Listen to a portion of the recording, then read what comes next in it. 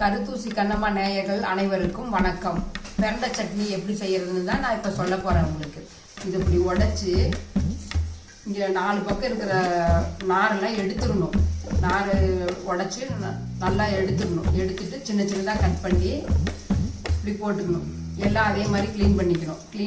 நம்ம இப்போ க்ளீன் பண்ணுறது எப்படின்னு பார்த்துட்டோம். அடுத்தது சமைக்கிறது எப்படி, எல்லா பொருளையும் எப்படி வறுக்கிறது என்னன்னு நான் சொல்கிறேன் உங்களுக்கு. வாங்க நம்ம சமைக்க போகலாம். நம்ம வந்து பிரண்டையை வந்து நல்லா சுத்தம் பண்ணி கழுவி எடுத்து வச்சுருக்கோம். இவ்வளோ பிரண்டைக்கு வந்து இவ்வளோ வெங்காயம் தேவைப்படும், சின்ன வெங்காயம், இவ்வளோ கடலைப்பருப்பு, இவ்வளோ உளுந்தம் பருப்பு, நம்ம காரத்துக்கு தகுந்த மாதிரி காஞ்ச மிளகாய், வரமிளகாய் 2 3, கொஞ்சோண்டு பூண்டு, அவ்வளோதான். இப்போ இதை வந்து நாம் வந்து ஒரு அடுப்பத்தை வச்சு கடாயில் வந்து எண்ணெய் ஊற்றி, ஃபஸ்ட்டு எண்ணெய் ஊற்றாமையே கடலைப்பருப்பு உளுந்த பருப்பு நம்ம வறுத்துக்கணும். கடலைப்பருப்பு உளுந்த பருப்பு, 2 கொத்தமல்லி,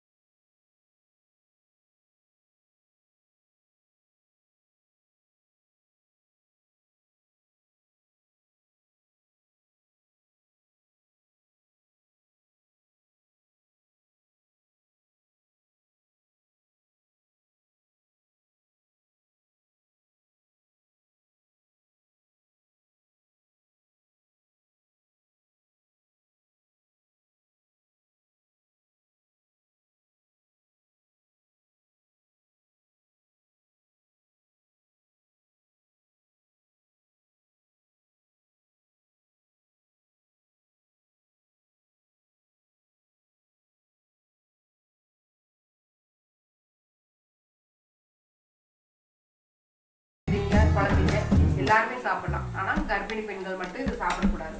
சரிங்களா? இப்போ வந்து இதில் கொஞ்சோண்டு உப்பு,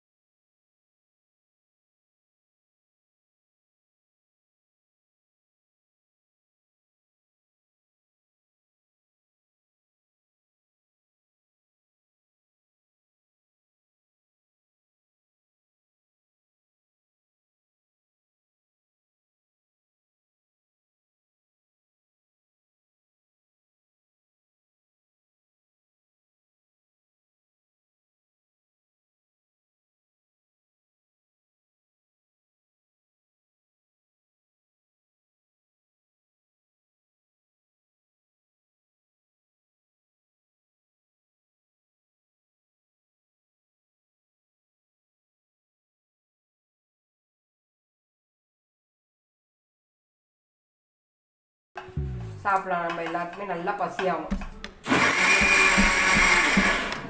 இப்போ வந்து நம்ம நல்லா அரைச்சிட்டோம். அரைச்சிட்டு இதை வந்து ஒரு சின்ன பவுலுக்கு நம்ம மாற்றிக்கலாம். சரிங்களா?